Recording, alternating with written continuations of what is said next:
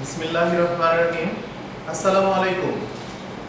প্রিয় শিক্ষার্থীরা, সবাইকে শুভেচ্ছা জানাচ্ছি আমাদের online class Bogura YMC public school and কলেজে অনলাইন ক্লাসে স্বাগত জানাচ্ছি। আমি Mohammad Raju Ahmed, assistant teacher, day shift. আজকে আমি ক্লাস 8 এর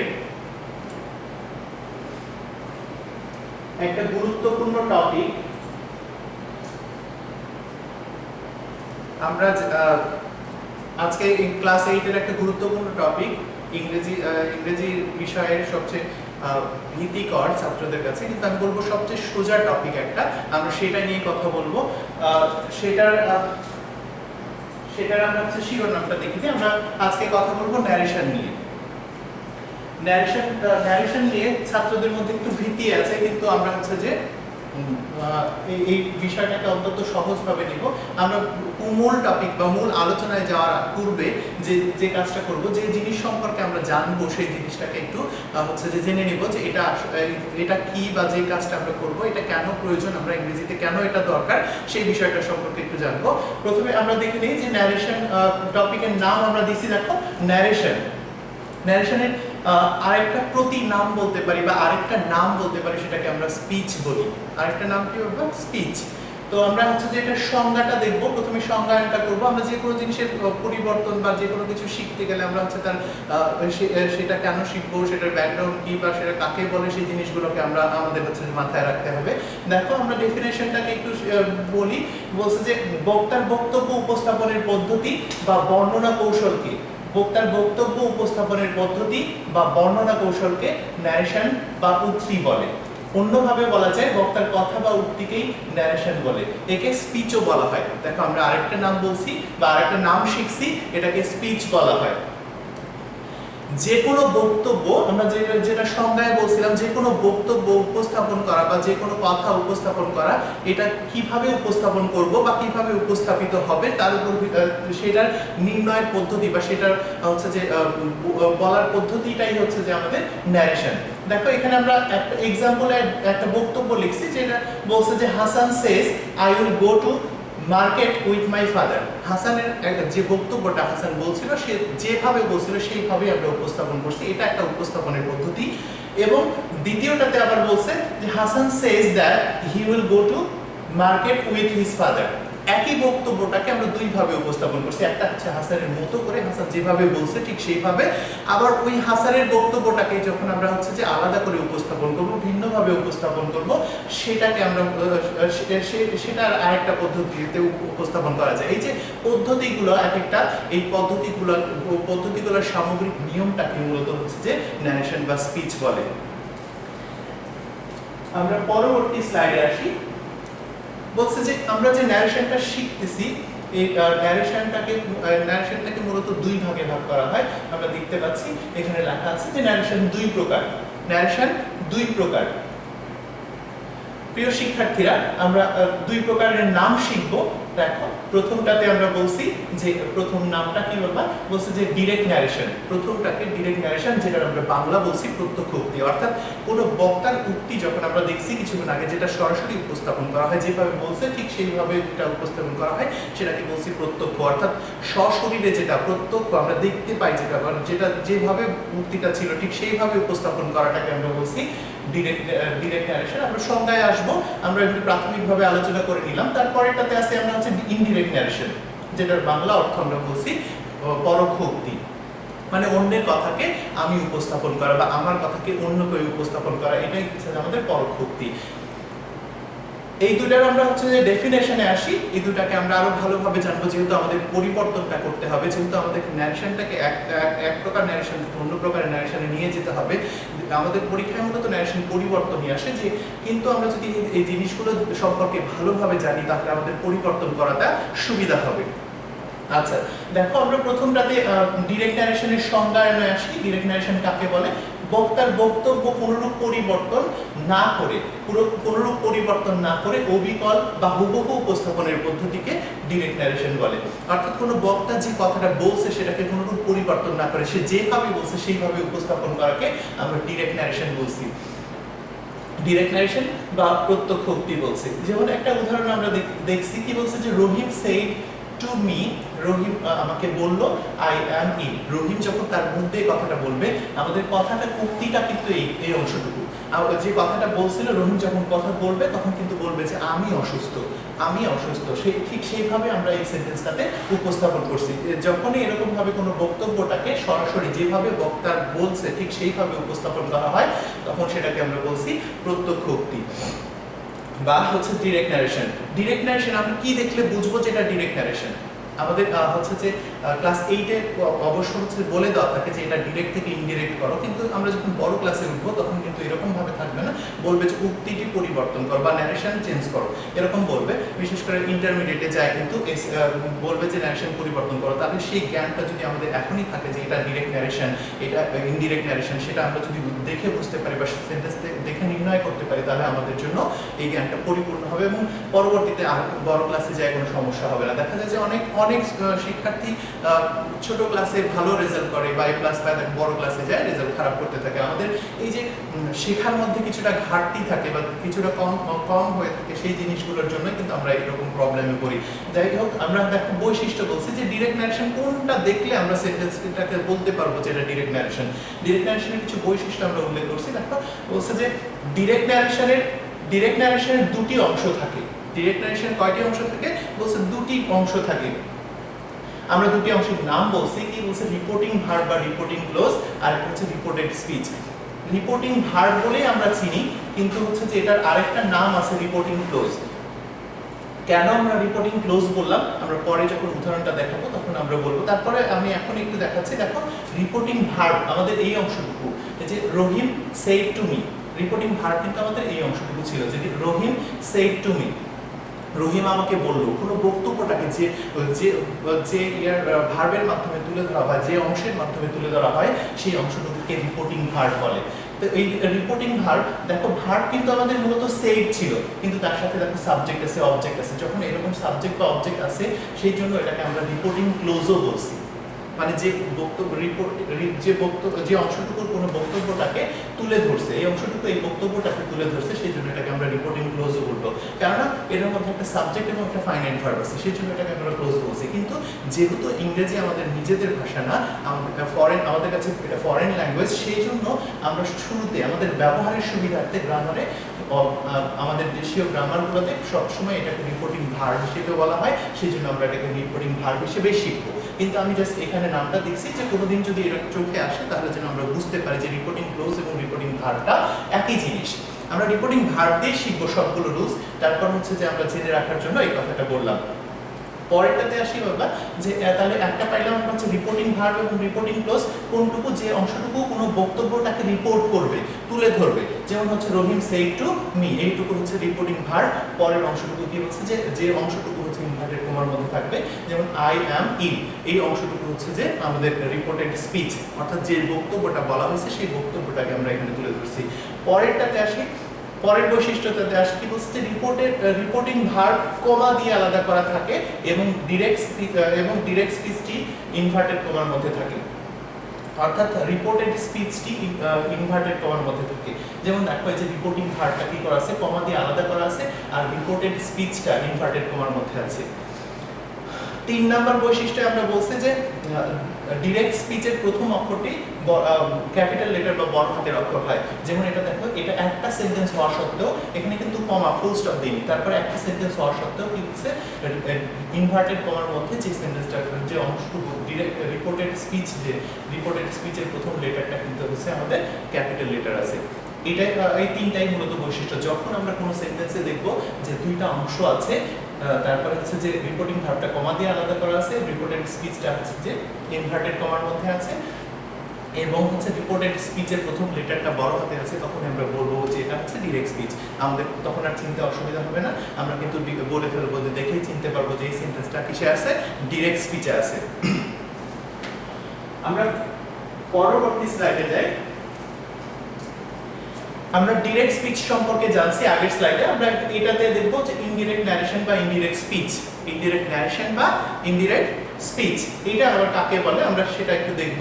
দেখো বাকি বলছে যে বক্তার বক্তব্য সম্পূর্ণ বা আংশিক পরিবর্তন করে, অর্থাৎ যে কথাটা বলা হয়েছে সেই কথাটাকে সম্পূর্ণ বা আংশিক পরিবর্তন করে শ্রোতার নিজের ভাষায় উপস্থাপনের পদ্ধতিকে ইনডিরেক্ট ন্যারেশন বলে। একটা বক্তব্য যেটা বলা হয়ে গেছে বা যেটা উপস্থাপন করা হয়ে গেছে সেটাকে যদি আমরা আমাদের ভাষায়, আমার নিজের ভাষায় যে শুনলো তার মতো করে উপস্থাপন করবে, তখন সেটাকে আমরা বলবো ইনডিরেক্ট ন্যারেশন। অর্থাৎ কিছুটা পরিবর্তন করে যখন উপস্থাপন করব তখন সেটাকে বলবো আমরা ইনডিরেক্ট ন্যারেশন। যেমন আমরা ডিরেক্ট ন্যারেশনের যে উদাহরণটা দিচ্ছিলাম সেটাই আবার দিছি, কেননা বোঝার সুবিধার্থে। দেখো কি বলছে, রহিম টোল্ড মি, রহিম আমাকে বললো, কি বললো, দ্যাট হি ওয়াজ ইল। দেখো আমরা কয়েকটা জায়গায় পরিবর্তন করছি, এই যে কিছুটা পরিবর্তন করে একই বক্তব্যটাকে কিছুটা পরিবর্তন করে নিজের ভাষায় উপস্থাপন করছি। রহিম যেটা বলছিল সেটা সেইভাবে না বলে আমি আমার মতো করে উপস্থাপন করছি, যে রহিম আমাকে বলেছিল, কি বলেছিল বাবা, দেখো এখানে কিন্তু সেড টু ছিল, আমরা সেটাকে টোল্ড করছি। এখানে কমা, ইনভার্টেড কমা ছিল, এখানে একটু উঠায় দিয়ে আমরা দ্যাট বসাইছি। এখানে আই ছিল যেটা আমি ব্র্যাকেটের মধ্যে দিছি সেটা কিন্তু হি করছি। আবার হচ্ছে যে এখানে এম ছিল সেটাকে ওয়াজ করছি, আর এইটা ওইভাবে আছে। তখন এই যে কিছু কিছু জায়গায় আমরা পরিবর্তন করে, সেই জন্য আমরা সংজ্ঞায় বলছিলাম যে সম্পূর্ণ বা আংশিক পরিবর্তন করে নিজের ভাষায় উপস্থাপন করার পদ্ধতিকে ইনডিরেক্ট ন্যারেশন বলে। এখন আমরা দেখি পরিবর্তনে আমরা পরে আসবো ইনডিরেক্ট ন্যারেশনের বৈশিষ্ট্য। সাপোজ আমাদেরকে ইনডিরেক্ট থেকে ডিরেক্ট করতে বললো, যেটা আমি বললাম যে বড় ক্লাসে করতে দেবে, আমাদের 8 করতে দেবে না। তারপর আমি জানার জন্য জাস্ট বলছিলাম। দেখো ইনডিরেক্ট স্পিচের কি কি থাকলে আমরা বুঝবো যে এটা ইনডিরেক্ট স্পিচ। যেমন ইনডিরেক্ট স্পিচে কি থাকে না, ইনডিরেক্ট স্পিচে কমা এবং ইনভার্টেড কমা থাকে না, কমা এবং ইনভার্টেড কমা থাকে না। ইনডিরেক্ট স্পিচে সব সময় কমপ্লেক্স এবং অ্যাসার্টিভ সেন্টেন্স হয়, কমপ্লেক্স এবং অ্যাসার্টিভ সেন্টেন্স হয়। অর্থাৎ ডিরেক্ট স্পিচে আমরা যেটাই থাকুক না কেন, ইন্টারোগেটিভ থাকুক, অবজেক্টিভ থাকুক, ইম্পারেটিভ থাকুক, যে সেন্টেন্সই থাকুক না কেন, সেটাকে যখন আমরা পরিবর্তন করব, যখন এটাকে ইনডিরেক্ট করব, যখন এই ন্যারেশনটাকে পরিবর্তন করব, তখন সেটা সব সময় কি হয়ে যাবে, অ্যাসার্টিভ সেন্টেন্স হবে এবং কমপ্লেক্স সেন্টেন্স হবে। কমপ্লেক্স কেন বলছি, কমপ্লেক্স হচ্ছে যে আমরা যে কনজাংশন দ্যাট বসাই, আবার ইন্টারোগেটিভ থাকলে ইফ অথবা ওয়েদার বসাই বা ডাব্লিউএস ওয়ার্ডটা বসাই, এরকম। আবার হচ্ছে যে অনেক সময় ইম্পারেটিভ সেন্টেন্সে আমরা হচ্ছে টু দিয়ে কমপ্লিট করি, যদি ওটা হচ্ছে শুধুমাত্র ইম্পারেটিভ সেন্টেন্সে কি হবে না, কমপ্লেক্স সেন্টেন্স হয় না। তবে কমপ্লেক্স সেন্টেন্সও ওটাতেও করা যায়, যেগুলো ভার্ব দিয়ে ইম্পারেটিভ সেন্টেন্স শুধু করা যায় না, টু বসায় বাকি অংশটুকু কমপ্লিট করতে হয়। আর সবগুলো সেন্টেন্সই ইম্পারেটিভ ছাড়া সবগুলো সেন্টেন্সই যখন আমরা পরিবর্তন করবো, সেটা অ্যাসার্টিভ, ইন্টারোগেটিভ, ইম্পারেটিভ, অবজেক্টিভ, সবগুলো সেন্টেন্সকে যখন আমরা পরিবর্তন করব, সেটা তখন অ্যাসার্টিভ সেন্টেন্সে রূপান্তর হবে। এক্সক্লেমেটরি সব সেন্টেন্সে কি হবে বা অ্যাসার্টিভ সেন্টেন্সে রূপান্তর হবে। তার মানে যখনই আমরা দেখব যে কোনো বক্তব্যটা কি হচ্ছে কমপ্লেক্স সেন্টেন্স বা অ্যাসার্টিভ সেন্টেন্সে আছে, সেটাকে তখন আমরা বলবো এটা ইনডিরেক্ট স্পিচ। তারপরে কি বলছে যে ইনডিরেক্ট স্পিচের কনজাংশন দ্যাট ইন্টারোগেটিভ সেন্টেন্সে যখন পরিবর্তন করে, তখন আমি ইফ, ওয়েদার অথবা ডাব্লিউএস ওয়ার্ডগুলো বসে, এটা আমি উল্লেখ করেছি। তার মানে একটা কনজাংশন, মূল কথা হচ্ছে যে একটা কনজাংশন থাকে। যখনই আমরা ইনডিরেক্ট করে ফেলি, তখন এই যে দেখো একটা কনজাংশন ওই সেন্টেন্সের মধ্যে থাকে।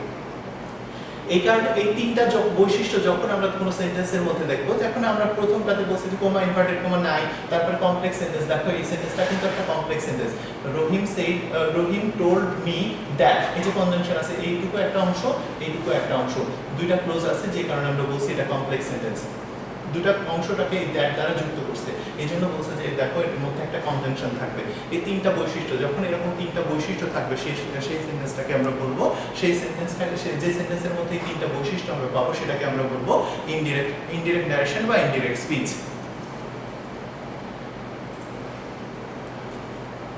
এবার আমাদের মূল বিষয়টা যেটা, আমাদের পরীক্ষায় কিন্তু সব ডেফিনেশনগুলো আসবে না। ডেফিনেশনগুলো আমরা কেন জানলাম, যে কোনো বিষয়টাকে আমরা হচ্ছে যদি আমরা বিষয়টাকে জানতে পারি, তাহলে আমরা এটাকে নিয়ে কাজ করতে পারবো। এটাকে পরিবর্তন বা ওটাকে হচ্ছে যে এক ফর্ম থেকে অন্য ফর্মে নিয়ে যাওয়া আমাদের জন্য সুবিধা হবে। এই জন্য আমরা প্রাথমিক জিনিসগুলোকে জেনে নিলাম।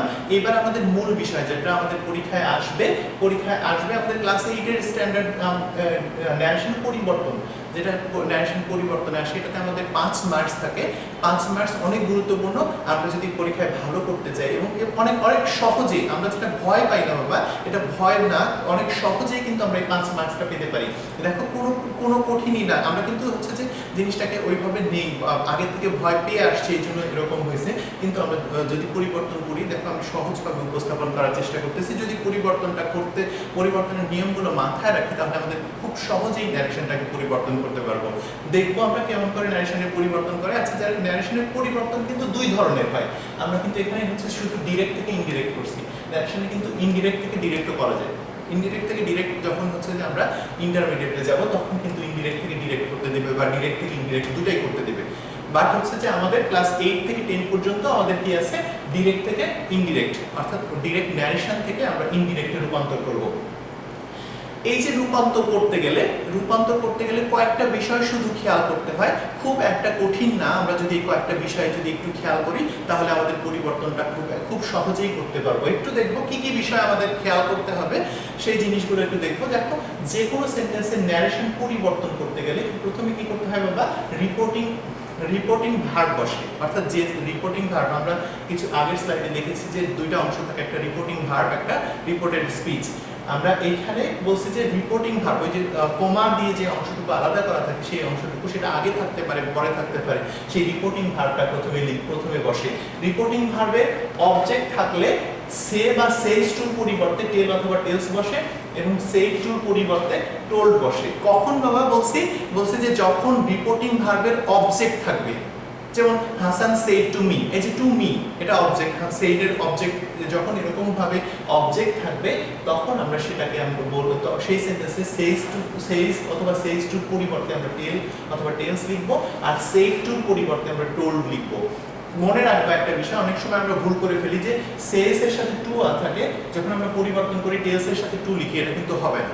টেলস এর সাথে কোনো প্রিপজিশন নেয় না। ঠিক একইভাবে টোল্ড এর পরে কোনো প্রিপজিশন থাকবে না। সেড টুর সাথে আছে, বাট হচ্ছে টোল্ড এর সাথে নাই। যখন আমরা টোল্ড লিখবো, তখন আমি প্রিপজিশনটা দিব না। তাহলে প্রথম কাজ কি, আমরা যখন যে কোনো সেন্টেন্সের ন্যারেশন যখন পরিবর্তন করব, প্রথম কাজ হচ্ছে রিপোর্টিং ভার্বটা আগে লিখে ফেলবো, এবং রিপোর্টিং ভার্বের যদি অবজেক্ট থাকে, তাহলে আমরা সে অথবা সেজ টু থাকলে টেল অথবা টেলস লিখবো, সেড টু থাকলে টোল্ড লিখবো। এটা প্রথম কাজ। এখন কথা হচ্ছে যে যদি অবজেক্ট না থাকে, তাহলে কি করব? তাহলে যেরকম রিপোর্টিং ভার্ব আছে সেরকমই লিখবো। সেই জন্য আমার প্রথম কথাটা ছিল হচ্ছে রিপোর্টিং ভার্বটা লিখবো। রিপোর্টিং ভার্ব যেটুকু আছে, যদি অবজেক্ট না থাকে ঠিক সেইভাবেই লিখে ফেলবো। আর যদি হচ্ছে অবজেক্ট থাকে, তাহলে আমরা এই পরিবর্তনগুলো করবো।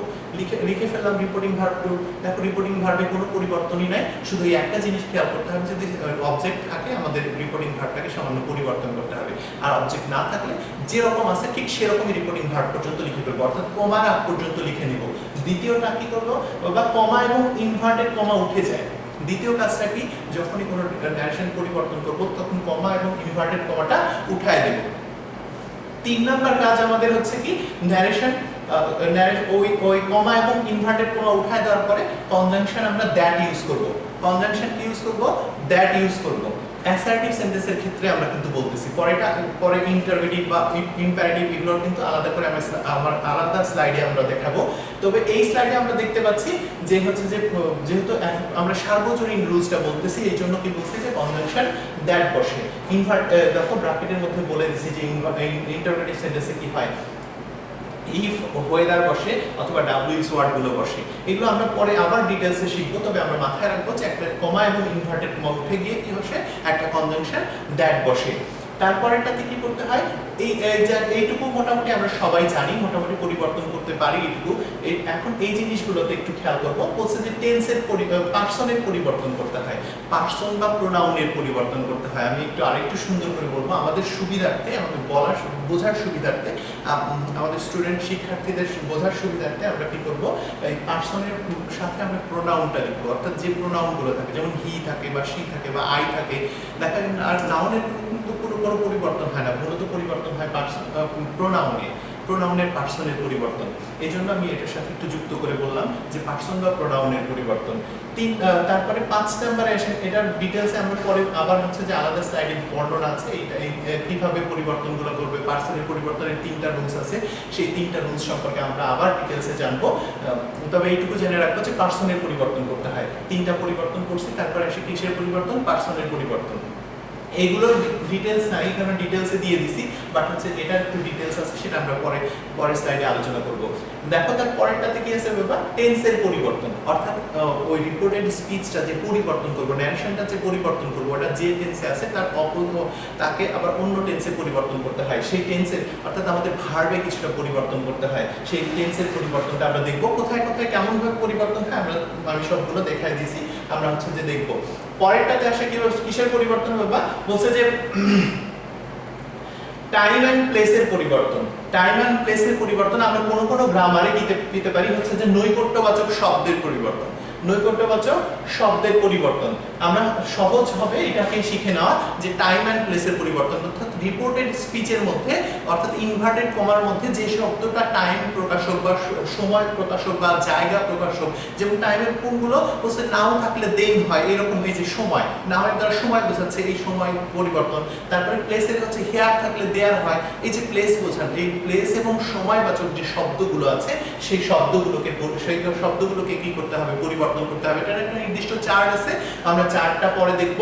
আমরা এইটুকু বুঝে রাখি যে এই জিনিসগুলো পরিবর্তন করতে হয়। তারপরে কি বলছে যে ভোকেটিভ কেস বা অ্যাড্রেসিং ওয়ার্ড, অর্থাৎ সেন্টেন্সের মধ্যে যে ওয়ার্ডগুলো দ্বারা কাউকে সম্বোধন করা হয় বা অ্যাড্রেস করা হয়, পরিচয় দেওয়া হয়, সেই অ্যাড্রেসিং ওয়ার্ডগুলোর পরিবর্তন। অ্যাড্রেসিং ওয়ার্ডগুলো কোনগুলো, যেমন হচ্ছে যে কাউকে হচ্ছে যে মাই ফ্রেন্ড বলে, Hasan said my friend listen to me.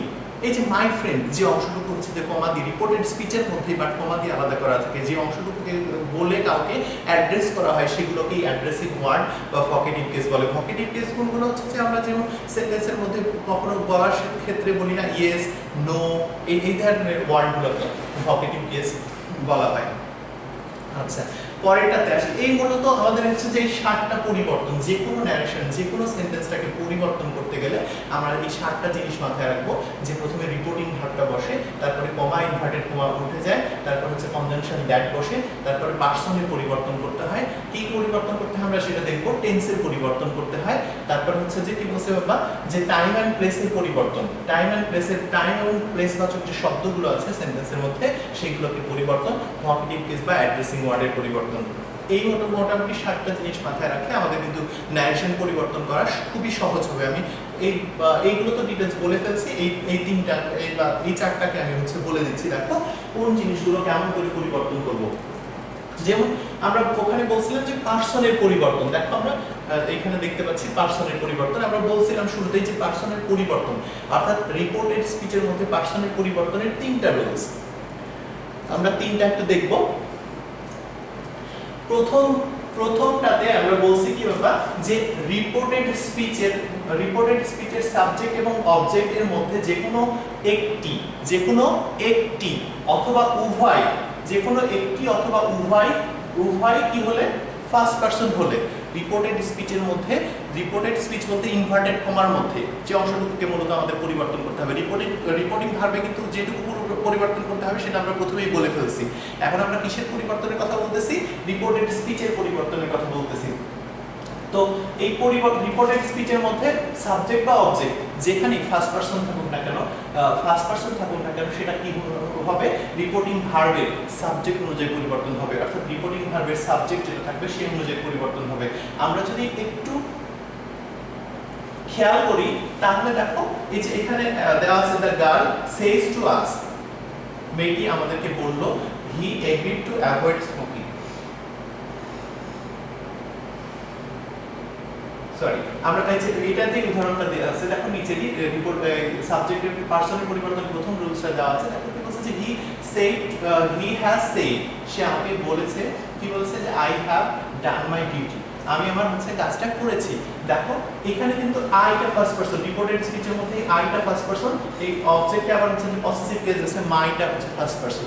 এই যে রিপোর্টেড স্পিচের মধ্যে যেখানে যেখানে ফার্স্ট পারসন থাকবে, সেই ফার্স্ট পারসন যখন আমরা কোনো সেন্টেন্সের ন্যারেশন পরিবর্তন করব, এই ফার্স্ট পারসন গুলো পরিবর্তন হয়ে যাবে। দেখো আমরা আরো সুন্দর করে আবার পরেরটাতে দেখায় দিছি, কি বলছে যে হি হ্যাজ সেড দ্যাট, আমরা জানি যে রিপোর্টিং ভার্ব পুরোটুকু লিখতে হবে, যেহেতু অবজেক্ট নাই আমরা রিপোর্টিং ভার্ব কিন্তু পুরোটাই লিখে ফেলছি। তারপরে কমা ইনভার্টেড কমা উঠাই দিছি, দ্যাট বসাইছি। দ্যাট বসানোর পরে আমাদের প্রথম কাজ হচ্ছে কি পার্সনের পরিবর্তন। পার্সনের পরিবর্তনের রুলসের মধ্যে আমরা করছি কি যে রিপোর্টেড স্পিচের মধ্যে ফার্স্ট পারসন থাকলে তা হচ্ছে যে রিপোর্টিং ভার্বের সাবজেক্ট অনুযায়ী পরিবর্তন হবে। রিপোর্টিং ভার্বের সাবজেক্ট হি আছে, এই আইটা সে কারণে হি হয়ে গেছে। এই ফার্স্ট পারসন থাকলে সাবজেক্ট রিপোর্টিং ভার্বের সাবজেক্ট অনুযায়ী পরিবর্তন হবে, সেই কারণে এটা হিটা কি হয়ে গেছে, আইটা হি হয়ে গেছে। তাই হি হ্যাজ, যেহেতু সাবজেক্টটার পরিবর্তন হলো, থার্ড পারসন সিঙ্গুলার নাম্বারটা হলো, এই কারণে হ্যাভটা হ্যাজ হয়ে গেছে। তারপর done the word, done his word, my word ছিল, মাই ফার্স্ট পারসন ছিল, এটা হিজ হয়ে গেছে, হিজ ডিউটি। তাহলে দেখলাম আমরা হচ্ছে যে রিপোর্টেড স্পিচের মধ্যে সাবজেক্ট বা অবজেক্ট যেখানেই ফার্স্ট পারসন থাকুক না কেন, সেটা কি হবে, রিপোর্টিং ভার্বের সাবজেক্ট অনুযায়ী পরিবর্তন হবে। দ্বিতীয় নাম্বার রুলসে কি বলছে বাবা, পার্সনের পরিবর্তনে যে রিপোর্টেড স্পিচের মধ্যে সাবজেক্ট বা অবজেক্ট এর যে কোনো একটি বা উভয় যদি সেকেন্ড পারসন হয়, সেক্ষেত্রে আমরা কি করব, রিপোর্টিং ভার্বের অবজেক্ট অনুযায়ী পরিবর্তন হবে, যেমন দেখো কি বলছে দ্বিতীয়টার এক্সাম্পল আমরা যেটা বলছি সেটাকে দেখো উদাহরণের মাধ্যমে দেখাইছি। কি বলছে যে রুমি সেজ টু মি, রুমি আমাকে বলে কমা, তারপরে দেখো রিপোর্টেড স্পিচ, এই অংশটুকু রিপোর্টেড স্পিচের কি আছে দেখো, ইউ যেহেতু ইনভার্টেড কমার মধ্যে আছে আমরা দেখি বুঝতেছি এটা ডিরেক্ট নারেশন। রিপোর্টেড স্পিচ এই অংশটুকু, you should never betray your friend. দেখো এই যে রিপোর্টেড স্পিচের মধ্যে এই যে ইউটা হচ্ছে যে সেকেন্ড পারসন, ইওর এটা হচ্ছে সেকেন্ড পারসন, এটা সাবজেক্টিভ ফর্মে আছে, এটা পসেসিভ ফর্মে আছে। যেখানেই থাকুক না কেন, সাবজেক্টে থাকুক আর অবজেক্টে থাকুক, রিপোর্টেড স্পিচের মধ্যে যদি সেকেন্ড পারসন থাকে তাহলে আমরা সেটাকে পরিবর্তন করব, এবং সেটা পরিবর্তন হবে কি অনুযায়ী, বলছে যে রিপোর্টিং ভার্বের অবজেক্ট অনুযায়ী। রিপোর্টিং ভার্বের অবজেক্টে কি আছে বাবা, এই দেখো মি আছে, রুমি সেজ টু মি, অবজেক্টে কি আছে, মি। আমাদের শর্ত ছিল যে রিপোর্টিং ভার্বের অবজেক্ট থাকলে সেই রিপোর্টিং ভার্বটা পরিবর্তন হয়, যে সেজ টুর পরিবর্তে টেলস হয়েছে, খেয়াল করছি আমরা, টেলস হয়েছে। তারপর আমরা কনজাংশন বসাইছি দ্যাট, এবং হচ্ছে যে সাবজেক্টটা কি রিপোর্টিং সেকেন্ড পারসন আছে, এটা অবজেক্ট অনুযায়ী পরিবর্তন হবে, অবজেক্টে মি আছে, সেই কারণে ইউটা কি হয়ে গেল, আই। আবার হচ্ছে যে এখানে ইওর আছে, ইওর তাহলে মি হচ্ছে পসেসিভ ফর্ম বসবে, মাই বসে। এই যে সাবজেক্টে যখন রিপোর্টেড স্পিচের মধ্যে যখন হচ্ছে সেকেন্ড পারসন থাকবে, তখন সেটা কি হবে, রিপোর্টিং ভার্বের অবজেক্ট অনুযায়ী পরিবর্তন হবে। বুঝতে পারছি আমরা? এবার আমরা হচ্ছে যে এটা বলছে পারসনের 3 নাম্বার রুলসে আসছি, বলছে রিপোর্টেড স্পিচের মধ্যে সাবজেক্ট বা অবজেক্টের যে কোনো একটি বা উভয় যদি থার্ড পারসন হয়, প্রথমটাতে বলছি ফার্স্ট পারসন হলে সাবজেক্ট অনুযায়ী পরিবর্তন হবে, দ্বিতীয়টাতে বলছি অবজেক্ট অনুযায়ী পরিবর্তন হবে সেকেন্ড পারসন হলে, তৃতীয় নম্বরে বলছে কি যে সাবজেক্ট এবং অবজেক্ট উভয় বা যে কোনো একটি যদি থার্ড পারসন হয় তাহলে সেটা কি অনুযায়ী পরিবর্তন হবে, তাহলে সেটা অপরিবর্তিত থাকবে, যেটা আমরা দেখতেছি। The girl says to us he agreed to avoid smoking. দেখো এখানে কিন্তু রিপোর্টেড স্পিচের মধ্যে একটাই পারসন আছে, হি, এটা কিন্তু থার্ড পারসন, যে কারণে এটা কিন্তু আর যখন আমরা ন্যারেশনটাকে পরিবর্তন করছি তখন কিন্তু আর পরিবর্তন হয়নি। কি বলছে, the girl tells us that he agreed to avoid smoking.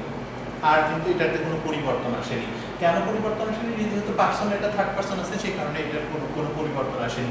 আচ্ছা, এই যে পার্সনের পরিবর্তন আমরা করলাম তিনটা রুলস, এই তিনটা রুলসের দুটো ব্যতিক্রম আছে, যেটা একটু আমরা ব্যতিক্রমগুলো করব। ব্যতিক্রম বলতে হচ্ছে যেটা আমরা রুলসের মধ্যে বলছি সেটা ছাড়া, সেই রুলসটা ওখানে অনুসরণ হয়নি। কোথায় অনুসরণ হয় না সেটা আমরা একটু দেখবো। রিপোর্টেড স্পিচের মধ্যে উই থাকলে, প্রথম ব্যতিক্রম আমরা করতেছি।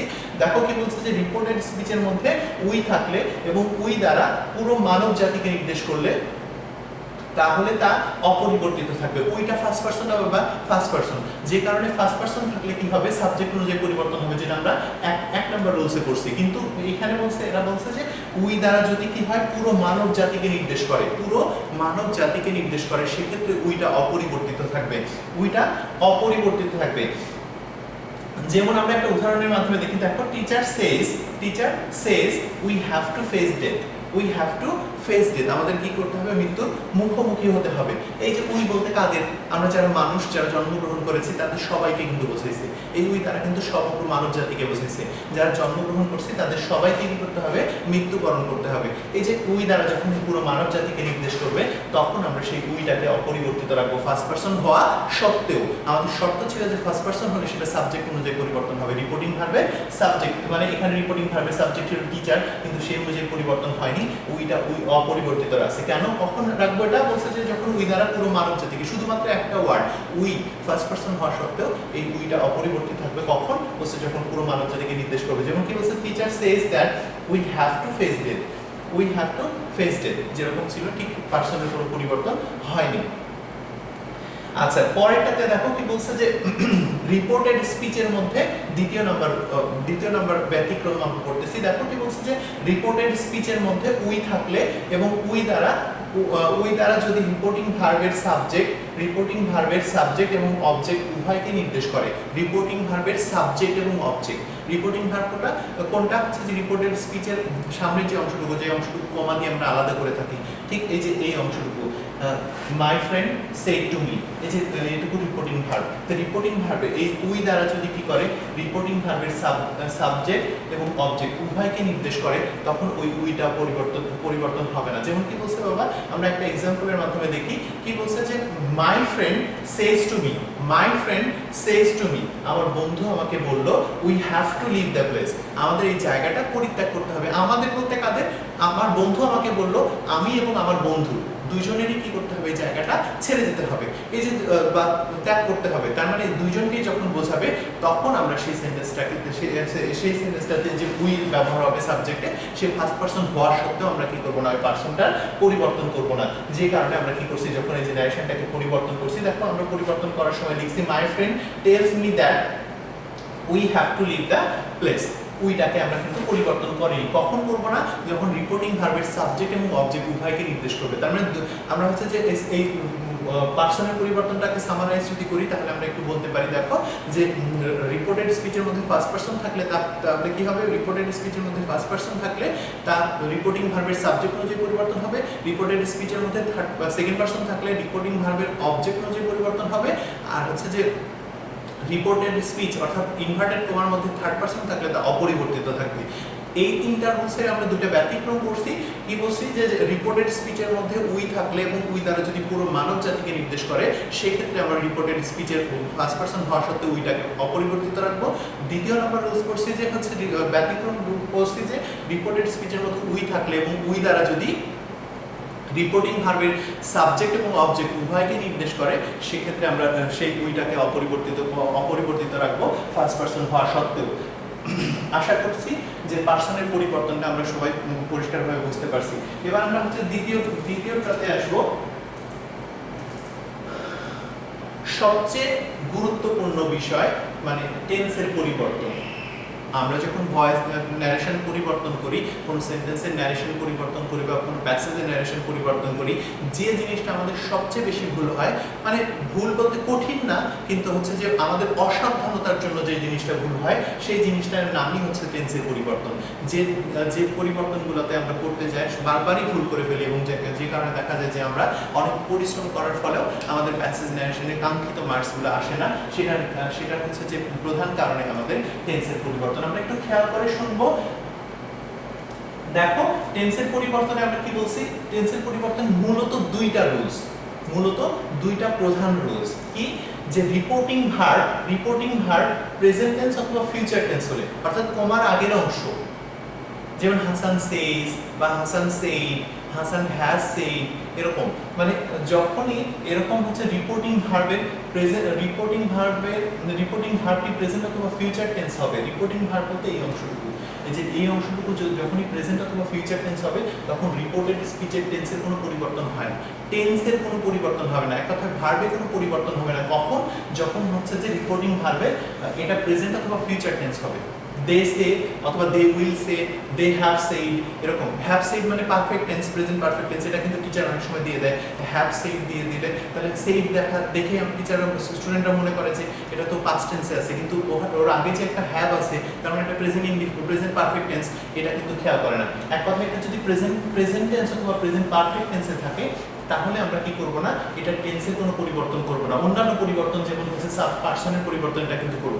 এতক্ষণ কিন্তু আমরা সবগুলো পড়ে আসছি, যে পরিবর্তনগুলো দেখা আসছি, পার্সনের পরিবর্তন বা ন্যারেশন কি, ন্যারেশনের সংজ্ঞা বা ডিরেক্ট ন্যারেশন ইনডিরেক্ট ন্যারেশন কি, পরিবর্তনের নিয়ম, এগুলোতে সবগুলোতে কিন্তু আমি দিয়ে রাখছিলাম হচ্ছে যেটা রিপোর্টিং ভার্বটা প্রেজেন্ট টেন্সে দিয়ে রাখছিলাম। অনেক স্টুডেন্টেরই কনফিউশন হয়েছিল যে কি ব্যাপার, আমরা হচ্ছে যে রিপোর্টিং ভার্বের হচ্ছে সাবজেক্টের ভার্বের পরিবর্তন করতেছি না, কিন্তু আমি হচ্ছে যে যেহেতু আমি তোমাদের ভার্বের পরিবর্তন শেখাইনি, যে কারণে আমি ভার্বের পরিবর্তন কিন্তু আগের সেন্টেন্সগুলোতে দেইনি, ইচ্ছা করেই দেইনি। এখন কিন্তু আমরা যেহেতু টেন্সের পরিবর্তন শিখতেছি, সেই কারণে আমরা কিন্তু ভার্বের পরিবর্তন পাবো। আচ্ছা দেখো, প্রথম রুলসে বলতেছি যেটা হচ্ছে যে কি বলছে, যে রিপোর্টিং ভার্বটা যদি প্রেজেন্ট অথবা ফিউচার টেন্স হয়, সব সময় মনে রাখবো প্রেজেন্ট এবং ফিউচার টেন্সের মধ্যে দুইটা টেন্সে কিন্তু থাকবে। প্রেজেন্ট টেন্সে যেমন present indefinite tense, present perfect tense, কখনো কোনো কন্টিনিউয়াস টেন্সে রিপোর্টিং ভার্ব থাকবে না, রিপোর্টিং ভার্ব থাকবে না, যেহেতু বক্তব্যটা আগেই বলা হয়ে থাকে, সেই জন্য কখনো কোনো কন্টিনিউয়াস টেন্সে থাকবে না। যে কারণে প্রেজেন্ট কন্টিনিউয়াসে, সাপোজ প্রেজেন্ট টেন্সে যদি কথা বলি, প্রেজেন্ট কন্টিনিউয়াসে থাকবে না, প্রেজেন্ট পারফেক্ট কন্টিনিউয়াসে থাকবে না। তার মানে তার দুটো অংশ থাকতেছে, একটা হচ্ছে যে প্রেজেন্ট ইনডিফিনিট আর একটা প্রেজেন্ট পারফেক্ট। তাহলে এই রিপোর্টিং ভার্বটা যখন প্রেজেন্ট ইনডিফিনিট অথবা প্রেজেন্ট পারফেক্টে থাকবে, তখন আমরা কি করব না, এটার অংশের টেন্সের, রিপোর্টেড স্পিচের টেন্সের কোনো পরিবর্তন করব না। আবার একই রকম ভাবে ফিউচার টেন্সে যখন থাকবে, অর্থাৎ দে উইল সে অথবা হচ্ছে they will have said, they will have said, এরকম যখন ফিউচার পারফেক্টে থাকবে, তখন কিন্তু আমরা কি করব না, রিপোর্টেড স্পিচের টেন্সের পরিবর্তন করব না। তার মানে প্রথম রুলসটা কিন্তু অনেক সোজা, যে রিপোর্টিং ভার্ব যদি প্রেজেন্ট টেন্স অথবা ফিউচার টেন্সে হয়, তাহলে আমরা রিপোর্টেড স্পিচের টেন্সের পরিবর্তন করব না, ভার্বের পরিবর্তন করব না। এটা হচ্ছে টেন্সের পরিবর্তনের প্রথম রুলস। দ্বিতীয় রুলস যেটা আমাদের হচ্ছে বেশিরভাগ আসে, দ্বিতীয় রুলস কি বলছে, রিপোর্টিং ভার্বটি যদি পাস্ট টেন্সে হয়, এখানে কিন্তু প্রেজেন্ট অথবা ফিউচার বলছি, পরের রুলসে কিন্তু বলছি কি, রিপোর্টিং ভার্ব যদি পাস্ট টেন্সে হয়, তাহলে রিপোর্টেড স্পিচের টেন্সটা পরিবর্তন হয়, মানে এই অংশ যদি পাস্ট টেন্স হয়, তাহলে এই অংশের টেন্সটা পরিবর্তন হবে। এখন কি পরিবর্তন হবে সেটা নির্ভর করবে ওটা কোন টেন্সে দেওয়া আছে তার উপরে। যেমন দেখো, আমরা কিন্তু একটু চার্টের মাধ্যমে সুন্দর করে তুলে ধরার চেষ্টা করছি, যে রিপোর্টিং ভার্ব যদি পাস্ট টেন্স হয়, প্রথমটা তো আমরা বুঝিয়ে ফেললাম যে প্রেজেন্ট টেন্স অথবা ফিউচার টেন্স হলে পরের অংশে পরিবর্তন হবে না। তাহলে একটাতে পরিবর্তন হবে কখন, রিপোর্টিং ভার্বটা যখন পাস্ট টেন্স হবে। এটাতেই কিন্তু বেশি দেয়, আমরা সেই জন্য একটু খেয়াল করে শুনবো, যে যদি রিপোর্টিং ভার্ব অর্থাৎ কমার আগের অংশ যদি, যেমন এখানে দে সেজ, এটা যদি পাস্ট টেন্সে হয়, সে না থেকে যদি সেড থাকতো, তাহলে পাস্ট টেন্স হতো, তখন আবার এটা পরিবর্তন হতো, যেটা আমরা পরের উদাহরণে দেখবো। তাহলে কি বলছে, যে রিপোর্টিং ভার্বটা যদি পাস্ট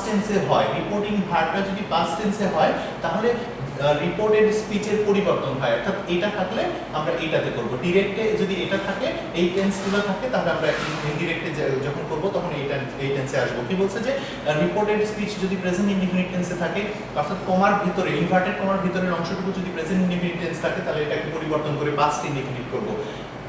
এটা টেন্স পরিবর্তন, অর্থাৎ ভার্বের পরিবর্তন হবে, প্রেজেন্ট ইনডিফিনিট থেকে পাস্ট ইনডিফিনিট হবে, প্রেজেন্ট কন্টিনিউয়াস থাকলে পাস্ট কন্টিনিউয়াস হবে, প্রেজেন্ট পারফেক্ট থাকলে পাস্ট পারফেক্ট হবে, প্রেজেন্ট পারফেক্ট কন্টিনিউয়াস থাকলে পাস্ট পারফেক্ট কন্টিনিউয়াস হবে। অর্থাৎ কখন এই পরিবর্তনগুলো করব, যখন রিপোর্টিং ভার্বটা পাস্ট টেন্স হবে, রিপোর্টিং ভার্বটা যখন কি হবে, পাস্ট টেন্স হবে, তখন আমরা রিপোর্টেড স্পিচটাকে পরিবর্তন করব, অর্থাৎ ইনভার্টেড কমার মধ্যে এই টেন্স থাকলে এটাকে এই টেন্সে করব। কখন, যখন রিপোর্টিং ভার্বটা পাস্ট টেন্সে থাকবে। বোঝা গেছে? আচ্ছা দেখো, আমরা পরেরটাতে আসি। যেটা আমরা বললাম সেটারই একটা এক্সাম্পল দিছি, আমি চারটাতেই দিতে চাইছিলাম, সময় স্বল্পতার জন্য হয়নি। আমরা হচ্ছে যে একটা উদাহরণ দেখি। কি বলছে দেখো, they said we are playing cricket. এই যে দেখো, রিপোর্টিং ভার্বটা কিসে আছে বা পাস্ট টেন্সে আছে। রিপোর্টিং ভার্ব যখনই পাস্ট টেন্সে আছে, তখন আমরা রিপোর্টেড স্পিচটাকে যখন পরিবর্তন করব, যখন ইনডিরেক্ট করব, তখন এটার টেন্সটা পরিবর্তন হবে। এখানে আর প্লেইং, এটা কোন টেন্সে আছে, প্রেজেন্ট কন্টিনিউয়াস টেন্সে আছে। রিপোর্টেড স্পিচ অর্থাৎ ইনভার্টেড কমার মধ্যে প্রেজেন্ট কন্টিনিউয়াস টেন্সে আছে, যেটা আমরা আগের স্লাইডে দেখছিলাম যে যদি প্রেজেন্ট কন্টিনিউয়াস থাকে তাহলে আমরা সেটাকে পাস্ট কন্টিনিউয়াস করব। এবার দেখো আমরা এখন হচ্ছে যে উদাহরণটাতে যাই। কি বলছে যে এই যেহেতু এটা প্রেজেন্ট কন্টিনিউয়াস টেন্স আছে তাহলে আমরা কি করব, এটাকে পাস্ট কন্টিনিউয়াস করব। ঠিক সেইভাবেই পরিবর্তন করছি। দেখো যেহেতু রিপোর্টিং ভার্বের অবজেক্ট নাই, আমরা সাবজেক্ট এবং রিপোর্টিং ভার্বটাকে পুরোটা লিখে ফেলছি, কমা ইনভার্টেড কমা উঠায় দিয়ে আমরা দ্যাট বসাইছি। তারপরে আমরা হচ্ছে যে পার্সনের পরিবর্তন করছি, উই আছে ফার্স্ট পারসন, এটা কি হবে, এই যে সাবজেক্ট অনুযায়ী পরিবর্তন হবে, উইটা কি হয়ে যাবে, দে হয়ে যাবে, যে কারণে আমরা এটা দে লিখলাম। দেখো আমরা টেন্সের যেটা এখন আলোচনা করতেছি যে কন্টিনিউয়াস টেন্স আছে, প্রেজেন্ট কন্টিনিউয়াস আছে, আর প্লেইং, তাহলে এটাকে পাস্ট কন্টিনিউয়াস করব। যে কারণে আমরা কি করলাম, এটাকে হচ্ছে যে দে সাথে they third person plural number were করলাম, দে ওয়ার প্লেইং ক্রিকেট। এটা প্রেজেন্ট কন্টিনিউয়াস ছিল, এটা পাস্ট কন্টিনিউয়াস ছিল, এই যে টেন্সের পরিবর্তন। আর আমরা পার্সনের পরিবর্তনটা আগে শিখছি, তিনটা রুলস। এখানে এসে আমরা টেন্সের পরিবর্তন শিখলাম। যখন টেন্সের পরিবর্তনে তাহলে আমরা হচ্ছে যে দেখলাম যে যদি রিপোর্টেড স্পিচের মধ্যে কি থাকে, প্রেজেন্ট কন্টিনিউয়াস থাকে তাহলে আমরা পাস্ট কন্টিনিউয়াস বললাম। যেরকমটা আমরা বলছি যে প্রেজেন্ট ইনডিফিনিট থাকলে পাস্ট ইনডিফিনিট, প্রেজেন্ট কন্টিনিউয়াস থাকলে পাস্ট কন্টিনিউয়াস, প্রেজেন্ট পারফেক্ট থাকলে past perfect, present perfect continuous থাকলে পাস্ট পারফেক্ট কন্টিনিউয়াস। আমরা এখন দেখব আর কোনো পরিবর্তন আছে কিনা। টেন্সের পরিবর্তনে আরেকটা আমরা চার্ট দেখতে পাচ্ছি, একটু খেয়াল করব। যেমন দেখো এই যে রিপোর্টিং ভার্বটা কিন্তু আবার দেখতে পাচ্ছি আমরা পাস্ট টেন্স হলে। এখন রিপোর্টেড স্পিচ যদি আমরা যে পরিবর্তনগুলো করলাম, রিপোর্টেড স্পিচ অর্থাৎ ডিরেক্ট স্পিচে অর্থাৎ ইনভার্টেড কমার মধ্যেই যদি পাস্ট ইনডিফিনিট থাকে সেক্ষেত্রে সেটাকে আমরা পাস্ট পারফেক্ট করব। আবার হচ্ছে যে পাস্ট কন্টিনিউয়াস থাকলে সেটাকে আমরা পাস্ট পারফেক্ট কন্টিনিউয়াস করব। পাস্ট পারফেক্ট থাকলে পাস্ট পারফেক্ট কন্টিনিউয়াস করব। পাস্ট কন্টিনিউয়াস থাকলে পাস্ট পারফেক্ট কন্টিনিউয়াস করব। পাস্ট পারফেক্ট থাকলে পাস্ট পারফেক্টই হবে, পাস্ট পারফেক্ট কন্টিনিউয়াস হবে। সরি এখানে ভুল হয়ে গেছে। পাস্ট কন্টিনিউয়াস থাকলে আমরা পাস্ট পারফেক্ট কন্টিনিউয়াস থাকলে আমরা পাস্ট পারফেক্ট কন্টিনিউয়াসই করব। পাস্ট পারফেক্ট কন্টিনিউয়াস থাকলে এখানে কন্টিনিউয়াস হবে, কন্টিনিউয়াস থাকলে তার মানে হচ্ছে পাস্ট পারফেক্ট এবং পাস্ট পারফেক্ট কন্টিনিউয়াস অপরিবর্তিত থাকবে, যেরকম থাকবে ঠিক সেরকমই রাখবো। পরিবর্তন হবে পাস্ট টেন্সের কোথায়, বলছে যে পাস্ট ইনডিফিনিট থাকলে পাস্ট পারফেক্ট, আর পাস্ট পারফেক্ট পাস্ট কন্টিনিউয়াস থাকলে পাস্ট পারফেক্ট কন্টিনিউয়াস, এই দুটাতে পরিবর্তন হবে। আচ্ছা এটা দেখলাম আমরা হচ্ছে প্রেজেন্ট টেন্স এবং পাস্ট টেন্সের পরিবর্তন। দেখো আমরা হচ্ছে যে আরেকটা চার্ট দেওয়া আছে, নিচের দিকে একটু খেয়াল করি। দেখো এখানে বলছে যে রিপোর্টিং ভার্বটা পাস্ট টেন্স হলে এই যে মডাল অক্সিলারি গুলো যদি থাকে সেন্টেন্সের মধ্যে সেগুলো কেমন করে পরিবর্তন হয়। যেমন দেখো শ্যাল উইল থাকলে শুড অথবা উড হবে, এই শ্যাল থাকলে কিন্তু শুড হবে আবার উডও হবে। যখন পার্সনের পরিবর্তনটা হচ্ছে যে পার্সনের পরিবর্তন হওয়ার কারণে সাপোজ ওখানে আই ছিল, আয়ের সাথে শ্যাল ছিল, তাহলে যখন পার্সনটা পরিবর্তন হয়ে হি হবে, যখন পরিবর্তন হয়ে হি হবে তখন কিন্তু আর আমরা শুড লিখতে পারবো না, তখন কিন্তু উড হবে। এই জন্য এখানে দেখো একটা স্টার্ট দেওয়া আছে। তাহলে শ্যাল থাকলে শুডও হয়, উড হয়, আর উইল থাকলে সবসময় উড, উইল থাকলে সবসময় উড। ক্যান থাকলে কুড করব, মে থাকলে মাইট করব, মাস্ট থাকলে হ্যাড টু অথবা মাস্ট, মাস্ট থাকলে কি করব বাবা, হ্যাড টু অথবা মাস্ট। মাস্ট থাকলে বেশিরভাগ ক্ষেত্রে আমরা হ্যাড টু পাবো, মাস্ট থাকলে পরিবর্তন করে আমরা কিন্তু সবসময় হ্যাড টু করব। কিন্তু মাস্ট কখন হবে, যখন ওই বক্তব্যটা ওই স্পিচটা চিরন্তন বাধ্যবাধকতা বুঝবে। যেমন আমাদেরকে অবশ্যই পড়তে হবে, আমাদের অবশ্যই বাবা মাকে রেসপেক্ট করতে হবে, এরকম যখন কোনো সেন্টেন্স থাকবে সেখানে সেই সেন্টেন্সে যদি মাস্ট থাকে সেই মাস্টটাকে পরিবর্তন করব না, যে কারণে এখানে কিন্তু স্টার্ট দেওয়া আছে। তাহলে মাস্ট থাকলে হ্যাড টু হবে, বাট মাস্টের দ্বারা যদি চিরন্তন বাধ্যবাধকতা বোঝায় সেক্ষেত্রে আমরা মাস্টটাকে পরিবর্তন করব না। টেন্সের পরিবর্তনে আমরা হচ্ছে যে এই যে পরের স্লাইডে যেটা শিখলাম যে পাস্ট টেন্স থাকলে কি হবে সেইটার একটা উদাহরণ আমরা একটু দেখে নিই, তাহলে আমাদের জন্য বোঝার একটা সুবিধা হবে। আমরা যেটা শিখলাম সেটা কার্যকর কতটুকু হয়েছে সেটুকু আমরা দেখতে পাবো। যেমন দেখো they said to me reporting ভার্বটা পাস্ট টেন্সে আছে। তারপর কি বলছে, we saw you in the market, we saw you in the market. Reported স্পিচটা কিন্তু পাস্ট ইনডিফিনিট টেন্সে আছে। আমরা কি শিখছিলাম যে রিপোর্টেড স্পিচ যদি পাস্ট